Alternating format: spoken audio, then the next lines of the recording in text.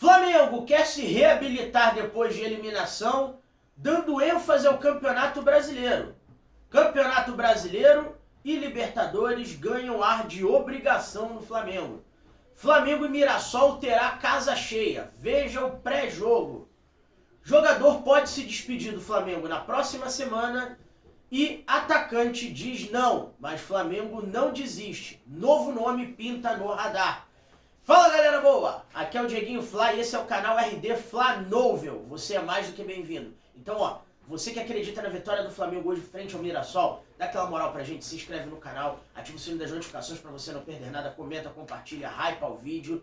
Vamos que vamos e dá aquela moral pra gente aí, porque sábado, com chuva e frio no Rio de Janeiro, mas nem isso vai afastar a nação rubro-negra pós-eliminação vexatória, eu diria, do Maracanã, e vamos apoiar. E ó, vai no Felipe Luiz pelas besteiras que ele falou, porque tá merecendo baixar um pouco a bolinha. É um bom técnico, tem tudo para despontar mais ainda, mas precisa parar de ecoar discurso de diretor que não entende o que é o Flamengo, de presidente elitista que o Flamengo tem, tá? De que não respeita e não ouve o torcedor, a não ser aquele que vai no estádio, aquele que paga. Então, Felipe Luiz, repito aqui, mais respeito com a sua história como torcedor e mais respeito ao Flamengo e à nação rubro-negra, tá certo?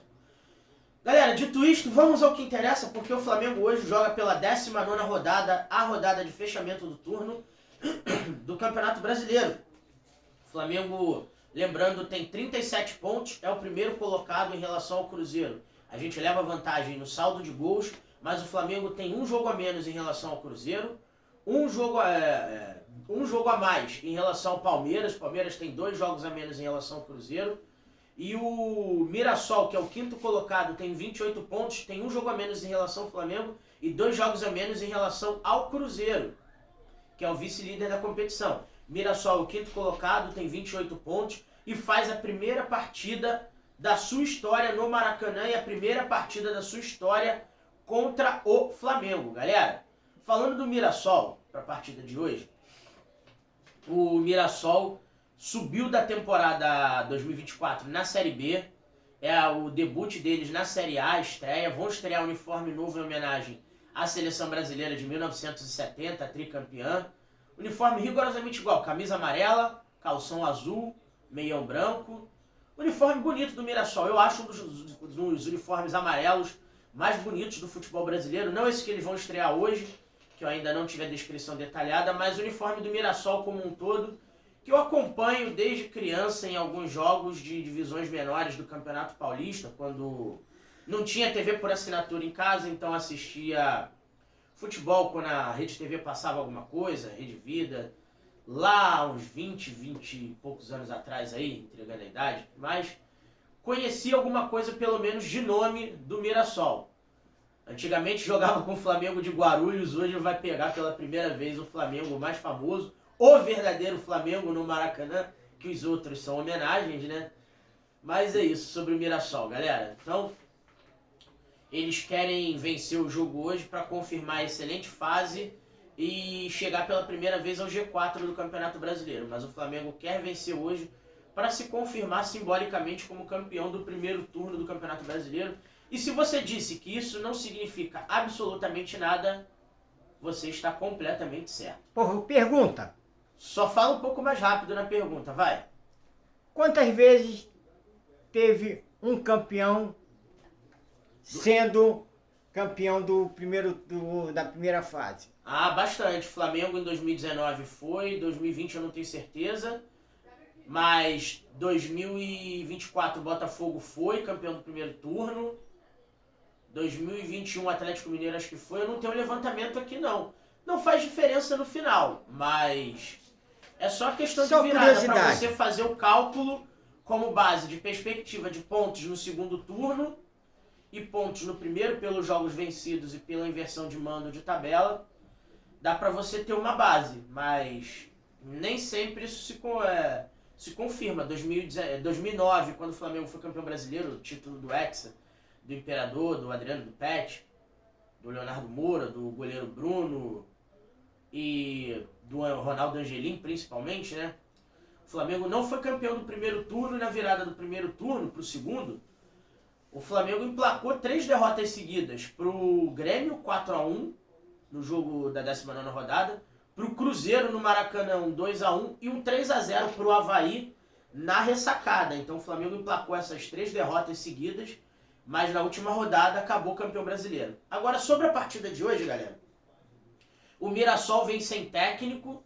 O técnico deles saiu, agora eles estão com o interino, não sei as razões, mas eles têm no elenco 2 jogadores que conhecem bem o Flamengo, 3 na verdade, se você considerar os enfrentamentos do Campeonato Brasileiro. O lateral esquerdo Reinaldo, que jogou contra a gente na Chapecoense, no Grêmio, no São Paulo. O meia Gabriel Jamal. Continua aí certinho? Sim. Então tá, o Gabriel Jamal, que jogou no Flamengo de 2013 a 2017, 18. Foi emprestado ao futebol japonês e saiu do Flamengo por fim de contrato. Começou no Bahia, depois jogou Vitória, rodou aí o futebol japonês e por aí vai. Hoje está no Mirassol, veterano, 35, 36 anos. E o Chico da Costa, atacante que jogou contra o Flamengo na Libertadores.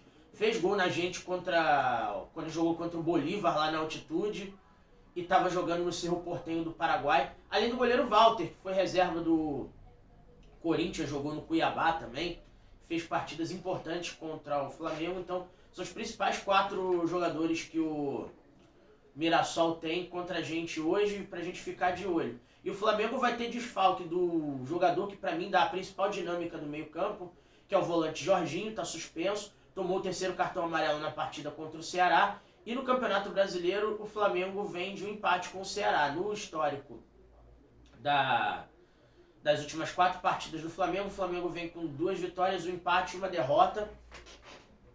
E todas por resultados mínimos. O Flamengo nos últimos jogos sofreu 2 gols e marcou 4. As vitórias do Flamengo foram 1-0 no Atlético Mineiro quando a gente foi eliminado nos pênaltis da Copa do Brasil, 1-0 no Atlético Mineiro. Pelo Campeonato Brasileiro, 1-1 contra o Ceará, quando começamos bem tomamos um empate na falha do Rossi, e 1-0 na falha do Léo Pereira aqui contra o Atlético Mineiro na Copa do Brasil, o jogo da ida, que contribuiu e muito para a nossa eliminação na Copa do Brasil de maneira vexatória, repito. O Flamengo precisa vencer e vencer bem para tirar a pressão dos ombros do técnico Felipe Luiz e tirar a pressão do grupo de jogadores também, que a torcida não engoliu a eliminação na Copa do Brasil da maneira que foi. Mesmo que tenha sido nos pênaltis, o Flamengo teve chances de, no segundo tempo, sacramentar a classificação, e os pênaltis perdidos foram de maneira displicente, sobretudo o do garoto Wallace Ian, que tem que entender o que é Flamengo. Dito isto, galera, a gente tem que ficar de olho com a arbitragem. Tem arbitragem na mão aí, pai? Tenho. Então a gente tem que ficar de olho porque é um árbitro fraco, é um árbitro ruim e é um árbitro enrolado. Eu não gosto, pra mim, dos últimos 25, 30 anos, é o pior árbitro revelado no cenário do futebol brasileiro. E olha que a gente já teve ruins aí, ó, Alício Pena Júnior, Elvésio Zequeto, Juliano Bozano, Carlos Eugênio Simon, o Biraci Damasio. Alô, Biraci! Só falei teu nome te zoando mesmo. O Biraci é meu parceiro, trabalha lá na Supervia, companhia de trens aqui do Rio de Janeiro. Mas eu falo pra ele, você não apitava nada, meu parceiro. É gente boa, abraço, Biraci. Podia fazer entrevista aqui com a gente. Mas os outros são ruins mesmo, galera. Então, Paulo César Zanovelli apita o jogo de hoje, de Minas Gerais. E FIFA. Então, meu pai vai confirmar pra vocês a arbitragem completa. Árbitro, que eu já falei, mas repete aí. Paulo César Zanovelli da Silva, de Minas Gerais. Na bandeira 1, Nailton Júnior de Souza Oliveira, ele do é da Ceará. do Ceará. Isso. Na bandeira 2, Celso Luiz da Silva, Minas Gerais. será que é parente do Zanovelli? Vamos ver se a ruindade é igual hoje, né? Tomara a Deus que não. E o VAR, Diego Pombo Lopes. ele é da Bahia, galera. Então, muito tempo que não aparece em jogo do Flamengo, também não gosto muito de algumas decisões dele, mas vamos ficar de olho. O VAR hoje é dos nossos menores problemas. A arbitragem de campo hoje, tenho certeza, o Flamengo será prejudicado e o Mirassol também. Ele consegue atrapalhar a partida para as duas equipes. Quem lembra de Flamengo e Ceará no Maracanã 1-1? o Jô faz o gol do Ceará, o Gabigol faz o gol do Flamengo, Brasileiros 2022 ou 23, não vou lembrar aqui, mas os dois, tanto o Jô quanto o Gabigol, acabam expulsos e a arbitragem era desse mesmo Paulo César Zanovelli da Silva. E em vez da torcida do Flamengo protestar contra o time, ou a torcida do Ceará protestar contra o time no Maracanã em menor número, as duas terminaram unidas cantando ex-juiz e vocês já sabem o final, né? Só para vocês lembrarem quem é Paulo César Zanovelli da Silva. A provável escalação do Flamengo eu vou passar para vocês aqui, porque a gente vai ter mudanças já que o Jorginho não pode jogar hoje. A gente vai ter o Flamengo formando com o seguinte time: Rossi no gol, Emerson Royal ou Guilherme Varela na lateral direita, Léo Ortiz, Léo Pereira e Alexandro na lateral esquerda. A dupla de volantes composta por